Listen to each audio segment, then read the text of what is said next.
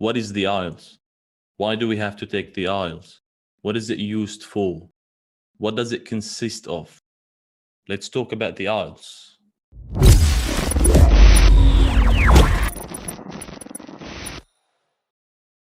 What is the IELTS?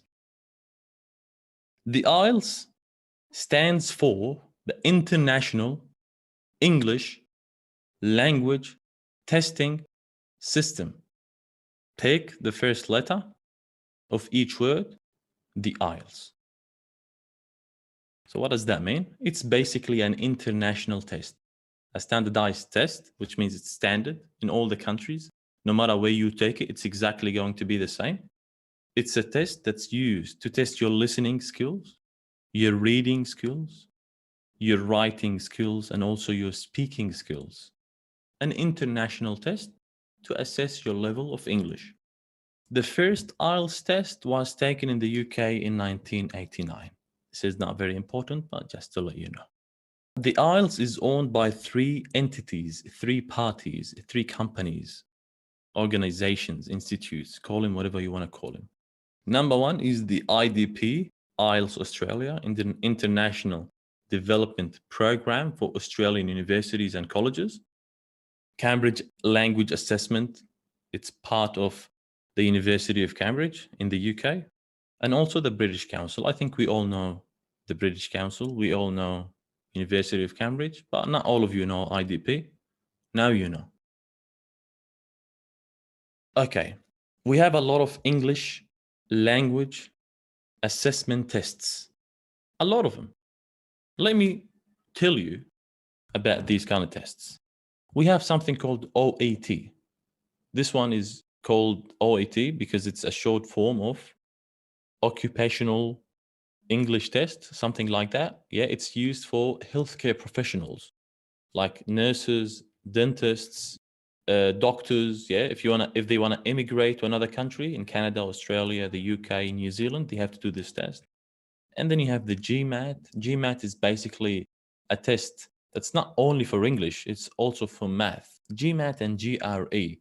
These tests are used for postgraduate students who wish to apply for an MBA or something related to a business degree as a master's degree. They do these kind of tests. GMAT and GRE, it's like Pepsi and Coca-Cola. They're exactly the same, it's just different brand. They involve English and math. And then you have the ACT and SAT. ACT and SAT are also Pepsi and Coca-Cola, like GMAT and GRE, but these ones are for undergraduates. For anyone who wants to study in the USA, they do ACT or SAT. GMAT and GRE, they are postgraduates for masters and PhD. ACT and SAT for undergraduates, for bachelor's degrees. They involve math as well. And then you have this test. This test is basically used to immigrate to Canada. It's only allowed in Canada, and it's used for people who want to immigrate to Canada. There's no really test centers anywhere else except Canada. But if you want to immigrate to Canada, you can do this one. And then you have PTE Academic, Pearson's Test of English. You can use this one if you want to immigrate to Australia instead of the IELTS, by the way. Just like basic information, yeah? So one is used for Canada, the other one can be used for Australia, and also can be used for other universities as well. But it's not very popular. It started in 2009. It's getting popular slowly, yeah? And then you have the TOEFL. Everyone knows the TOEFL, yeah? And then you have the big boy, the IELTS. And this is what we're going to be talking about. I'm going to be telling you why the IELTS is the most important one. Because of the international recognition of the IELTS. You can take the IELTS in 1,600 locations, 1,600 locations, centers all around the world, yeah? In 140 countries. We have around 190 countries, by the way, in the world, if you don't know. In these countries, you can take the test. But the other countries where you can't take the test, they still accept the test. Because sometimes you get very small countries like the ones in the Pacific Ocean and the ones in the Caribbean. They're very small countries. They don't really have test centers, but they still accept the test.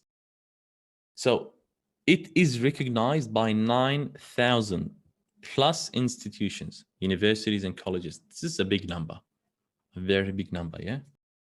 And it is recognized in 190 plus countries, in almost all the countries. I think we have around 195 countries in the world. So it's recognized almost everywhere. The countries that we normally do the IELTS for are these ones: Australia, the UK, Canada, the USA. You don't know this one. This is New Zealand, by the way. Well, not really very small country. It's a big country. But if you want to compare it to Australia, it's very small. New Zealand, yeah, next to Australia. You can immigrate there. You can study there. It's an English-speaking country. So these are the 5 main countries that recognize the IELTS. All the countries recognize the IELTS, but these are the main 5 ones that would accept it for immigration and for studying purposes. The IELTS is the most popular English language assessment test. In 2012, the numbers were basically, the number was basically 2 million students who took the IELTS. 2017, it became 3 million. So it increased by 50%, 50% in 5 years. So it's increasing in popularity, yeah? In my personal opinion, do the IELTS because it's increasing in popularity. You can use it for multiple purposes, not just for one purpose, for multiple purposes, okay? I'm going to show you after what these purposes might be. Okay, so now it's getting serious. Let's talk about the versions of the IELTS. Because when you want to do the IELTS exam, it's not only one test. We have 2 tests, 2 versions of the test. The first one is used for immigration purposes. If you want to go to Canada, I know a lot of you want to go to Canada. If you want to go to Canada, you got to be doing something called the general training version of the IELTS. Or you can go to my country, Australia, to see some kangaroos and koalas, yeah? So IELTS is used for immigration purposes, mainly Australia and Canada. And also you can use it for the UK and New Zealand. But immigration to the UK is a little bit hard. Canada and Australia, it's easier. New Zealand is boring. It's like when you go and live in the desert. Nothing. It's boring. Don't go there. Go to Australia. Or Canada. But Canada is freezing. You have to wear the jacket and it's boring. But a lot of Arabs are there. Go and see your people. I'm sick of my people. Stay in your country then. All right. Or there's another version which is used for academic purposes, and it is called the academic version of the IELTS. This one is used for university admission. If you want to go and get acceptance, admission from universities. So you have to be careful. When you go and book for the exam, you should know what is the reason for me to take the exam. Is it immigration or is it studying? There's another one, but I want you to be careful here because I had a previous student who had an issue with this, yeah? If you want to go study or immigrate to the UK, you have to take something called the IELTS for UK VI, United Kingdom Visa and Immigration. So this version of the test, it's exactly the same as the general or the academic version. It could be general and it could be academic. But this one is taken under certain conditions. It is taken in certain venues, certain locations, certain test centers with a lot of cameras, like more security. But it's the exact same content, exact same studying plan, the exact same results. Everything is exactly the same. But the test report form, the certificate, it's slightly different because it should be taken under different conditions, more cameras, more security, yeah? So if you want to go and study in the UK, make sure you tell your center that I want to study in the UK. Do not just tell them I want to do the academic version of the IELTS because you're not going to be getting the visa from the UK. This is very important because I had one student who told me, okay, I didn't know this. I applied for the academic IELTS and my visa got rejected. So be careful. Yeah, if you want to study in the UK, tell the center, I'm doing this for studying in the UK. So they will tell you which test to take. By the way, this is the Big Ben, if you don't know. This is where Mr. Bean was born, in this area. Dates availability. Let me tell you about the availability of this test.